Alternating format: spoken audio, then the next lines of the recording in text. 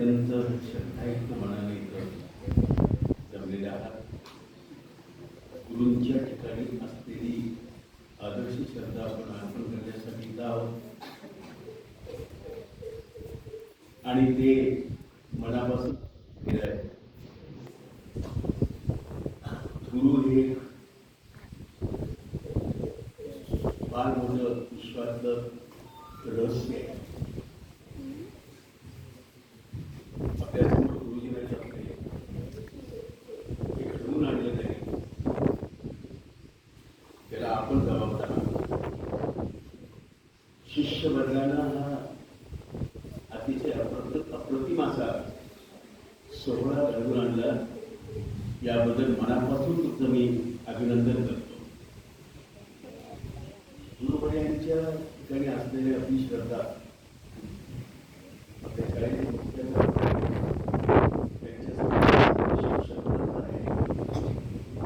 आपण बसलेले जेव्हा शिष्यवर्ग, सेवक वर्ग, या सगळ्यांच्या मनामध्ये असो, पण गुरु हे तत्व सांभाळावं लागतं अशी या नीतीची रीत आहे. गुरुशिवाय आपल्याला एक पाऊल पुढे चालता येत नाही, टाकता येत नाही, हे निश्चित आहे. निसर्गानं आपल्याला भरभरून दिलेलं आहे.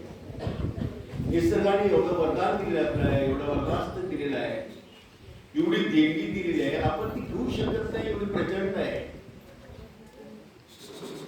संताची बोट लागली बंदरात, आनंदी आनंद पंढरीत. कशाबद्दल झाला आनंद?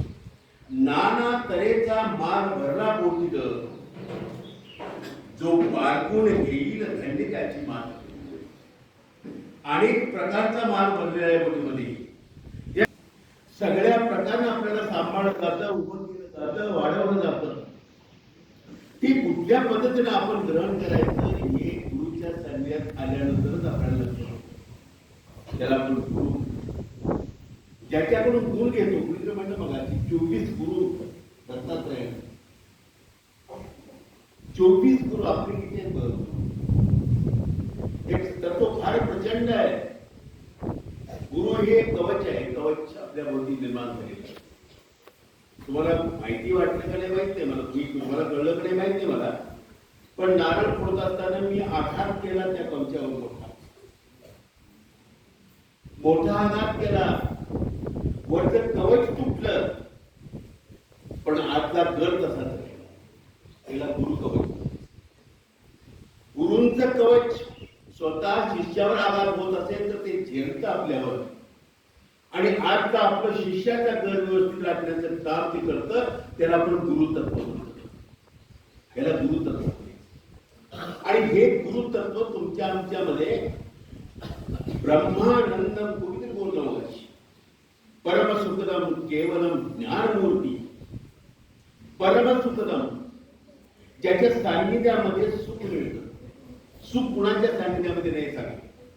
प्रत्येकाच्या मित्र कसाही असला त्याच्या सान्निध्यामध्ये सुख मिळतं. एक दारुडा दुसऱ्या दारुड्याच्या संगतीत गेला तरी सुख मिळतं, तरी तो आनंदित होतो.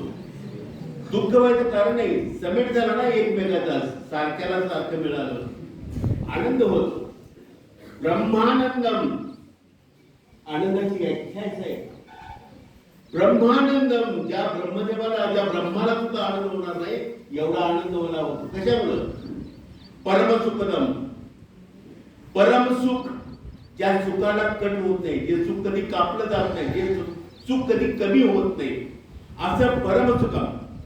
केवलम ज्ञानमूर्ती, केवळ ज्ञान आणि ज्ञान त्याच्यामध्ये भरून उरलंय, आणि ते सातत्यानं देत असतं हितकारक म्हणून. ते हिताहित देखती हानी कनव घे, हुसूनी शिनो हरती येते सुख. त्याला गुरु शीन हातात पुसून. काय झालं मगाशी सरांच्याकडे वाढदिवसाच्या शुभेच्छा मागण्यासाठी एक छोटा मुलगा आला होता. सरांनी ती चॉकलेट काढली, त्याच्या तोंडामध्ये घातली, देते सुख. हे सुख आहे, हा आनंद आहे, आणि हा आनंद मिळतो फक्त गुरूंच्या जवळ. गुरु नात्याचे नसतात, पण सगळ्यांचे असतात. गुरु गुरु आत्म्याशी जोडलेले असतात. गुरुचा संबंध हृदयाशी असतो. काय करू कट कोणा सांगू, माझे मी कोणाशी मानू. आपटिक झालेला तरुण जर हाक मारत असेल देवाकडे, तर तो म्हणतो मी आता कुणाला सांगू. शब्द संपले भाव हरपले, शब्द संपले भाव हरपले, नाते हे उदयासी. देवा देव दाखवण्याचं काम गुरु करतात. पथ चालण्याच्या जीवनाचा पथ चालण्याचं काम गुरु करतात. आणि गुरुमुळे अनेक समस्याचा उकल होतो. नाही जरा गुरुजी एखादं गणित आणलं, एखादा प्रश्न आणला तर ताबडतोब मुलं आम्ही घरी सांगतो त्याला, आम्हाला येत नाही तर आम्ही त्याला काय सांगणार. पण तुमच्या मास्तराला जाऊन विचारून सांगतो, ते बरोबर सांगतो. सराला ते विचारतं आणि दुसरी दिवशी घरामध्ये सांगतं होय त्या प्रश्नाचं उत्तर गुरुजी मला बरोबर दिलं. आडलेलं जे असेल ते गुरुजी बरोबर सांगतात. आणि म्हणून गुरु हे तत्व प्रचंड आहे. गुरु हे तत्व सामायिक आहे. गुरु हे तत्व सगळ्यांच्याच आहे. विश्वातला प्रत्येक अणुरेणूने जीव, मग ते पदार्थ मात्र असतील, जीव मात्र असतील, अनेक प्रकारचे योनीमध्ये निर्माण झालेले जीवजंतू असतील, या सगळ्यांचे नियोजन करण्यासाठी म्हणून एक आचारसंहिता तयार केली. या आचारसंहितेलाच आपण धर्म म्हणतो. आणि ती आचारसंहिता व्यास महाराजांनी केली. संबंध आपण जे आतापर्यंत निर्माण केलेले आहे, जे बघतो, बोलतो, ऐकतो, खातो, पितो, या सर्व गोष्टी व्यास उचिष्ट आहेत. व्यासाने जे लिहिले तेच आपण वागतो, तेच आपण करतो. व्यासांची आचारसंहिता म्हणून त्या महात्म्यासाठी, त्या महापुरुषासाठी, त्या महायोगीसाठी आयुष्यातला वर्षातला एक दिवस आपण राखून ठेवला आहे. आजच्या दिवसाला आपण त्याचं नाव दिले, त्या व्यास पौर्णिमा. चिंता करण्याचं कारण नाही. जर गुरु म्हटलं सद्गुरु सारिका असता पाठीराखा, इतरांचा लेखा कोण करी. काय भीती आहे मला, कशाची भीती आहे. माझ्या शाळेत असे मास्तर आहेत, माझ्या शाळेत असे गुरुजन आहेत की मला कुठल्याही विषयाची भीती वाटत नाही. असा विद्यार्थी त्यांच्यामध्ये आत्मविश्वास निर्माण होणं हे सत्य गुरुतत्व म्हणे. ह्याला गुरुतत्व म्हणे. आणि हे गुरुतत्व आपण अंगीकारायचं. आपल्याला उगतच बुद्धी होत असते. गुरुने घडण केलेली असते, गुरुने ठोके टाकले असतात, गुरुने तयार केलेलं असतं, पैलू पाडलेले असतात. फक्त उकल व्हायची आवश्यकता असते. आणि ती उकल झाली तर आपल्या ज्ञानामध्ये आपोआपच भर पडते. कशा पद्धतीनं प्रसंगाला समोर जायचं हे सुद्धा गुरुकडून शिकावं. कुठलाही प्रसंग असतो गुरुला विचारून यावं म्हणतात. पाणी आणण्यासाठी गुरु बसला होता झाडावरी आणि शिष्य गेला होता पाणी आणायला. पाण्याची घागर खांद्यावर पाणी घेऊन गेलेला होता. आणि एक राजा आणि प्रधान त्या नगरीची तिथं जात होते. राजाच्या हातात, प्रधानाच्या हातात एक भोपळा होता. तो जात्याला बघितला, त्याला थांबला, हे काम होते. शिष्य थांबला. हे भोपळा आहे म्हणजे माझ्या बघ काय मला सांग मुलीचं वजन किती आहे. प्रधान म्हणला तिथं बदल सांग. तुझा गुरु कुठे आहे? तिथं झाडावर. मग एवढे गुरु आणि शिष्य तुम्ही एवढे योग्य आहात तर मग या भोपळ्याचं वजन सांग. आता काय सांगणार भोपळ्याचं वजन? त्याला एक कंडिशन लागते. वजन कमी पडलं तरी शिरशेल आणि वजन जास्त झालं तरी शिरशेल. तू सांगशील ते बरोबर वजन यायला पाहिजे.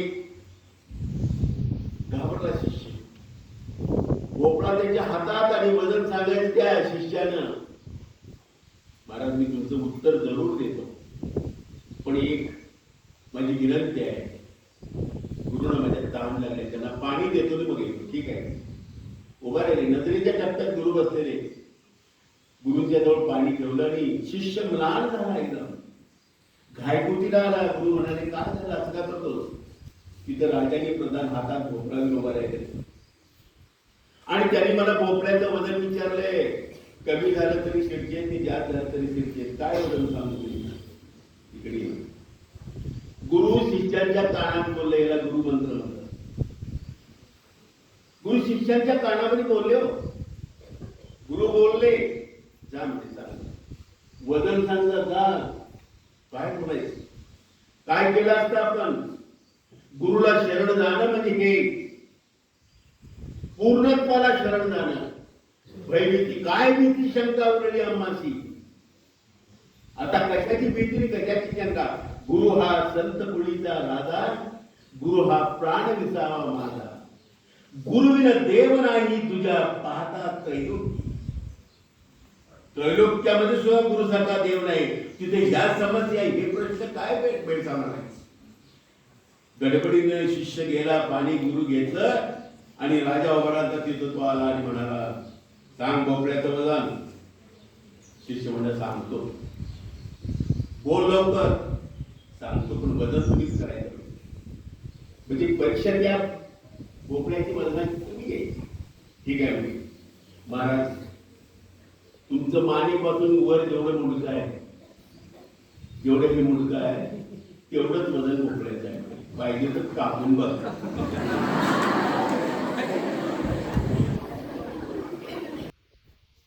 आपल्याला मार्गदर्शन करावं, गुरुनं मार्गदर्शन करावं, असे तत्व आहे.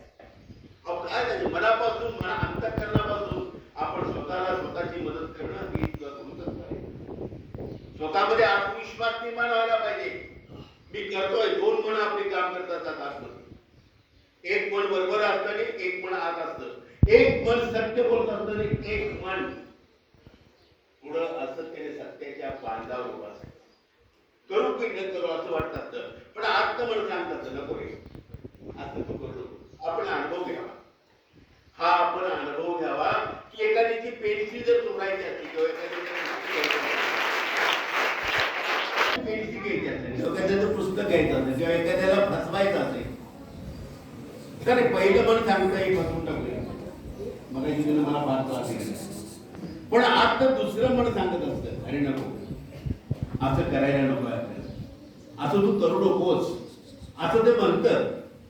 पण पहिल्या मनाचं जो ऐकतो तो फसतो आणि दुसरं जे मन अंतर्मन जे असतं, जे सत्य बोलत असतं, जे वस्तुनिष्ठ असतं आणि वस्तुस्थिती आपल्या समोर समोर उभी करतं, त्या मनाचं आपण ऐकायचं. याला आपण गुरुतत्व म्हणायचं. सत्य बाजू त्याच्याकडे आहे, शाश्वत बाजू त्याच्याकडे आहे आणि जिथं त्याच्यानं साधलं जातं ते जे असतं ते आपण स्वीकारायचं.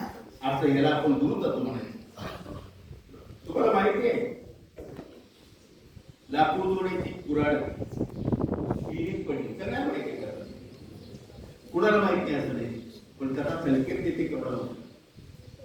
लाकूड तोडायची कुऱ्हाड पडली विहिरीत, रडत बसतात. आता कुऱ्हाड नाही, लाकूड नाही, तर माझ्या पोटातच आहे. देव जात होते वरती, शंकर पार्वती कथा आहे, जुने कथा आपण समजून घ्यायचे. पार्वती म्हणजे रडतोय कोण? रडतोय तर म्हणतो नाही नाही त्याला उतरले तिथं. का रडतोस विचारलं देवाला. तर कुऱ्हाड फुटले माझी विहीर असं. मग काढ की म्हणजे मला नाही पोहत. आता काय करू? ठीक आहे म्हणजे शंकर उतरले. दाखवायचं असतं ना जगाला. शंकर उतरले पाण्यात आणि बुडून कुऱ्हाड काढली. पण आश्चर्य काय, कुऱ्हाड सोन्याची होती. शेतकऱ्याला सांगितलं हे कुऱ्हाडीला लाकूड तोडायला ही तुझी कुऱ्हाड. माझी म्हणजे कुऱ्हाड रोज आहे. जेव्हा माझी ही कुऱ्हाड नव्हतं, आश्चर्य वाटतं शंकराला. आपण तसं केलं असतं का? थोडंसं बघायचं, थोडंसं आपल्याला स्वतःला चापसून बघायचं की अशी सोन्याची कुऱ्हाड जर रस्त्याने जर दिली असती तर माझी नव म्हणून नाकारली असती का? आपण नाही म्हणतात.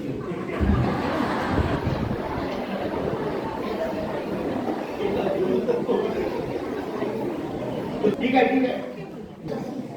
नंतर कुठले शंकर ही नव्हतं तर तो दुसरी काढतो म्हणून दुसरी काढली आणि ती चांदीची होती. तेव्हा म्हणजे माझी ही नव्हती. शंकराला बरोबर अभिमान वाटला. फक्त असावा असा असावा, माणूस असावा असा असावा. माणसाबद्दल माणूस पण जोपर्यंत जिवंत आहे तोपर्यंत या अवनीवरची कुठलीही दुःख माणसाला त्रास देणार नाही, शंकराला वाटलं. आणि बुडून त्यानं त्याची स्वतःची कुऱ्हाड काढली, लाकूड तोडायची कुऱ्हाड काढली आणि तो हरकला की त्याला हरुसला आणि आनंदाने मिठी मारून शंकराला त्याने ती कुऱ्हाड दिली. म्हणला माझी कुऱ्हाड. वा वा. शंकराला आनंद झाला आणि शंकरानं ती चांदीची आणि सोन्याची दोन्ही कुऱ्हाडी तुझ्या प्रामाणिकपणाबद्दल बक्षीस दिली. आनंद झाला. दारिद्र्य हटलं. अहो सोन्याची कुऱ्हाड. घरात आला आणि बायकोला सांगितलं बघ म्हणजे काय काय कसं केलं. देवानं असं केलं. कुठं केलं म्हणले. पुढची कथा तुम्हाला नाही.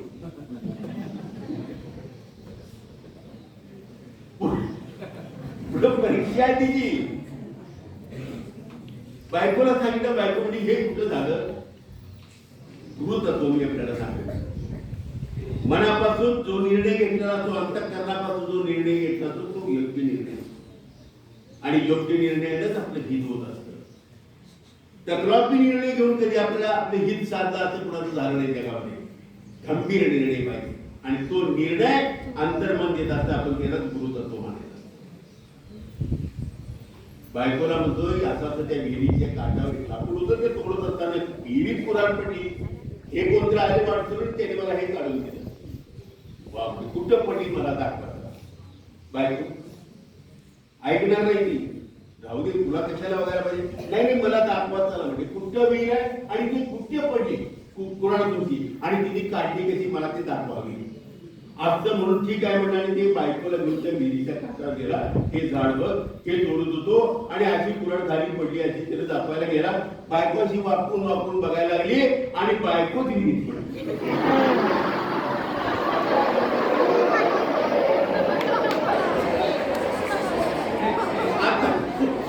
आता काय करायचं. बायको विहिरीत पडली. अहो याला पोतात येतो तो कुऱ्हाड काढताना बायको काय काढतो. खूप ओरडायला लागला. लागला ओरडायला. अहो शंकर पार्वती पुढे गेले होते. ते पाठीमागा आवाज ऐकून परत आले. पार्वती म्हणजे आणि काय ते झाले म्हणजे तोच माणूस आहे आणि तोच ओरडायला नाही. आता काय करायचं म्हणजे नको मी शंकर म्हणा जाऊ नंदीला हाकल. नंदी पार्वती म्हणजे नाही ऐकला. त्याचा आवाज मला करुणा येतोय आणि तुम्ही चला पाठीमागा आले शंकर परत. काय तुम्ही नाही ऐकलं तर चालतंय. नाही ऐकला तर फसणार. ऐक परत आले आणि विचार काय म्हणतोस तू आता. काय सांगू म्हणला. तुम्ही दिलेली पूर्ण घरात दाखवली. बायकोला हात धरला. कुठं पडली कशी पडली विचारलं आणि मी आणि तुला इथं दाखवलं. खाली वापरून कशी पडली बघा गेली तीच विहिरीत पडली आहे म्हणणार. आता काय करू. ठीक आहे ठीक आहे. शंकर म्हणजे भगवान होते ते. ठीक आहे म्हणजे काय अशक्य नव्हतं त्यांच्याकडे. परमेश्वराला काय अशक्य नाही. आपल्याला सुद्धा काय अशक्य नाही. आपणही त्यांचीच आज्ञा आहोत. आपण जर मनाने घेतलं. मराठी माणूस बरं येशूदास स्वामी म्हणायचे मराठी माणूस वाघ माणूस पण मनात मार्गात तसं मनाने जर घेतलं तर देवत्व आपल्याला येतं. प्रभू रामचंद्र देव झाले. माणूस असताना सुद्धा देवत्व त्याला मिळालं. तसं आपल्याला मिळू शकतं. तो म्हणला ती पडली वेळी ठीक आहे असू दे. भगवान म्हणाले ठीक आहे काळजी करू म्हणून भगवान पाण्यात उतरले आणि तिने बायको काढली बाहेर. विश्वसुंदरी बायको बाहेर काढली. शेतकऱ्याने बघितलं. लाकूड चोरानं बघितलं आणि शंकर म्हणे ही काय तुझी. लाकूड चोरा म्हणलं होय मीच माझी.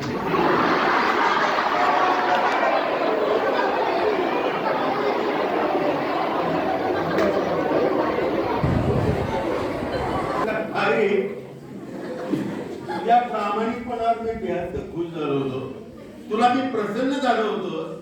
बायको पुढे माझी आबरू हळदूच काय काय करतोस काय तू. देवा तुझा गुण मला माहिती आहे. अंतर्मन साथ देतो. पुढे घडणाऱ्या घटनेचा मागोवा द्यावा. ते म्हणतात देवा तुझा गुण मला माहिती आहे. आता विश्व सुंदरी काढलीस. ही नवमंडळ ती बाजूला ठेवशील. मागे भारत सुंदरी काढशील.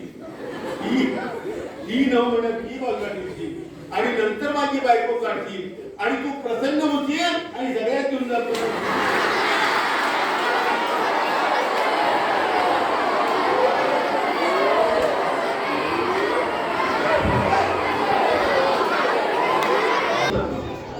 अंतर्मनात त्याने विचारलं की जर मी असं केलं देवाचं आता जर ऐकलं तर माझं नुकसान तोटे असू दे सर पुढं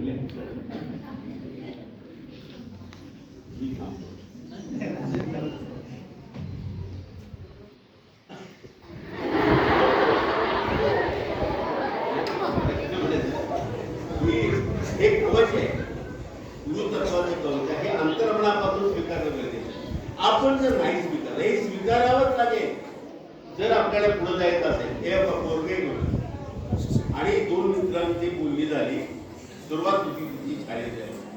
ते पोरग म्हणलं दोस्ताला काय वाटत होते, मी शाळा शिकणारच नाही. अरे पोरग पडायचं चेअरमन गावात बाबा आणि पोरग म्हणलं मी शाळा शिकणार नाही, असं होईल कसं? पोरग म्हणलं बाईक आणि शाळेत जाऊया आणि शाळा शिक. हे बाबाला माहित होतं. बाबाला पोरग्याला उचललं, पाठी घेतली, पोरग्याला शाळेत घेऊन घातलं आणि सांगितलं हे पोरग माझं आहे आणि हे तयार व्हायला पाहिजे, याला शिकवा. पण पोरग्याला ठरवलं ना मी शिकणारच नाही म्हणून. आता काय करायचं? मग पोरग शाळेत बसलं, मास्तर आला, तिथे तो मित्र बसलेला होता जवळच आणि मास्तरनं पाठीवर त्याच्या काढलं होतं. शिकवायला पाहिजे पोरग्याला. मास्तरानं काढलं आणि सांगितलं, गुरुजी म्हणाले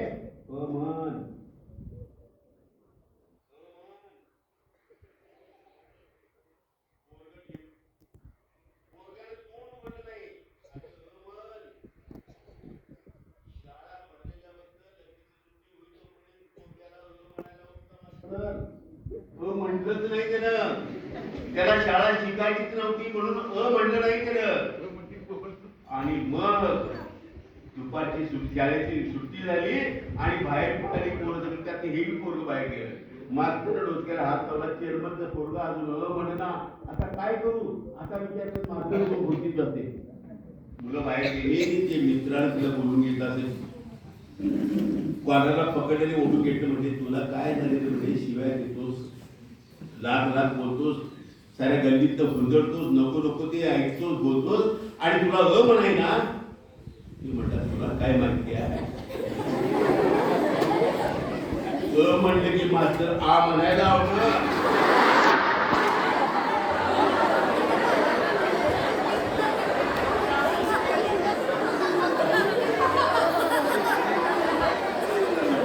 आपण समजू नका, एकदा गुरुतत्व स्वीकारलं की चांगलंच वागावं लागणार म्हणून स्वीकारल्याचाच वापर करणार. अशा पद्धतीने आपण जीवन जगण्याची कला, जीवन चालवण्याची कला आपल्याकडे मिळावी. गुरुतत्वानं आपला उद्धार व्हावा. गुरु मी तुम्हाला एक उदाहरण देतो. गुरु कसा असतो आपल्याला सांगतो मी. गुरु याचा अर्थ सोडवणूक करणारा, मार्गातनं बाहेर आपल्याला जात असताना मार्गात आणून आपलं हित साधणारा जो, ती व्यक्ती, जे प्रसंग, जी लिखाणं असतात ते आपल्याला मदत करत असतात. काय झालं होतं एकच सांगतो. शाळेत एक मास्तर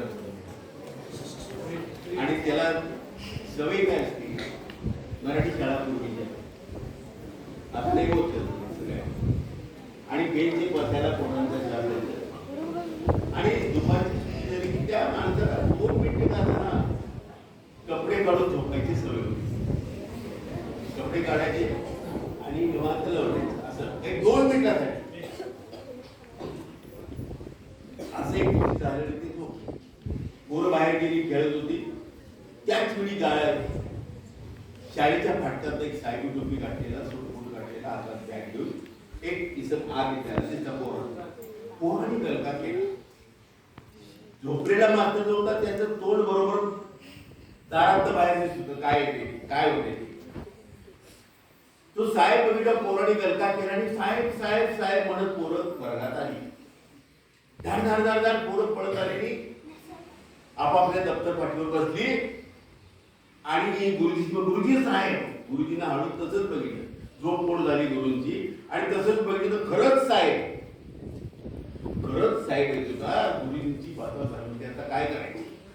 गुरुजी तसेच उठले, अंगावर कपडे नाही, काढून झोपायची सवय लागलेली. आता काय करणार? तसेच उठले. मुलं सगळी वर्गात बसलेल्याची चिडीची तुमच्यासाठी सज्जन पोरं होती. आपल्याला अशी पोरं बसलेली. गुरुजी पाठवून उठले आणि आता काय करायचं? ह्याला प्रसंग होता आणि ह्याला गुरुतत्व होतं. या प्रसंगाचा बाहेर पडण्यासाठी जी बुद्धी वापरली, जे मन वापरलं, ज्याचा आधार घेतला, त्याच्या आधारावर आपण या प्रसंगाचा बाहेर आला, त्या आधाराला, त्या बुद्धीला, त्या इच्छेला आपण गुरुच म्हणायचं, याला गुरु म्हणायचं. विचार केला एका सेकंदाचा 5-2 सेकंदाचा विचार केला, तो पावलं टाकत झपाझपा येत होता दारावरती यायच्या अगोदर हा त्या फळ्यावरती जाऊन उभा राहायला शिकवते. त्याला काय होतं? व्यासपीठ. त्या व्यासपीठावर उभा राहायला फळ्याकडे कोण केले त्याला एक नुसती रेग होती, काहीच केलं नाही. आणि हे बघा मुलांनो, तू सांगतो गुरुजी शिकवत होते, हे बघा मुलांनो, आम्ही जे रोज अन्न खातो त्याचं या मुखातून चरवण करून असं या अन्न नलिकेत उघडातो, असं या अन्न नलिकेत मी ते एका आणि जठरामध्ये जाऊन जातो. पोट दाखवायला लागतो. मास्तर साहेब दारातून उभा राहिला आणि साहेबांना तोंडात मोठं करते, काय मास्तर आहे.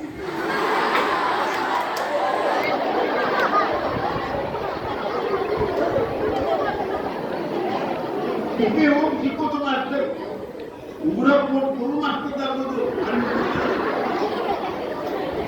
जाग्यावर प्रमोशन. पण ती जाग्यावर दिली ती काय म्हणतो, कथेचा भाग सोडा, विरोधाचा भाग सोडा. पण आता प्रसंग पडलाच आपल्यावर, तर शिवाजी महाराजांनी त्या पद्धतीनं कधीही काळामध्ये शत्रूला हरवलं आणि जेथे पदाचा सन्मान स्वतः मिळवला. तसं आपण या संस्थानामध्ये आला, ज्या क्षेत्रामध्ये आपण जा, त्या ठिकाणी आपण आता त्या ठिकाणी आपल्या बुद्धीची सात्विक पद्धतीनं सरळ मार्गानं योग्य दिशेनं आणि हितकारक असलेल्या बाजूला आपण ती वापरावी आणि आपलं हितचिंतन आपल्याबरोबर इतरांचंही करावं, एवढी त्या निमित्तानं सद्गुरूंच्या चरणी मी अपेक्षा करतो. आणि आपण सर्व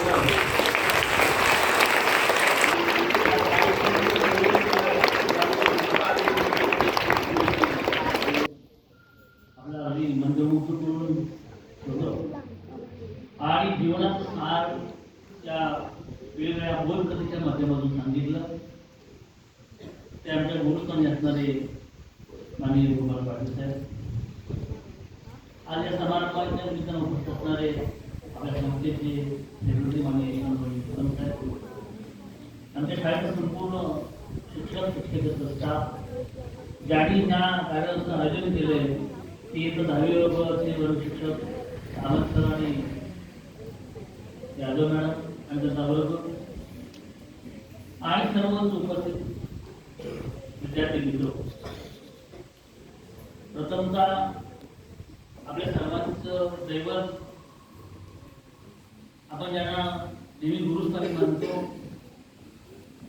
ज्यांचा आशीर्वाद घेऊन आपण अनेक गोष्टी या ठिकाणी शाळेमध्ये सुरू केल्या,